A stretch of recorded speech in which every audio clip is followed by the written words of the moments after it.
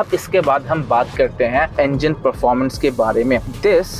The diesel is a 2 litre single turbo engine. So पहले आपको around 187 break horse power या फिर 190 horse power का पावर आउटपुट मिलता था। Now that has drop down to 148 brake horse power.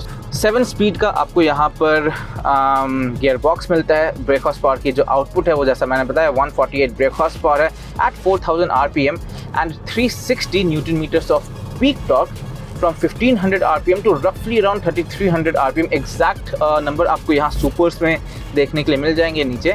सो ये इसका पावर आउटपुट है। The moment you step on the accelerator, जब आप लॉन्च करते हो, इनिशियल रिस्पॉन्स अच्छा आता है। The car is quick to respond, आपको एक पुल मिलता है, ये एक अच्छा फीडबैक है।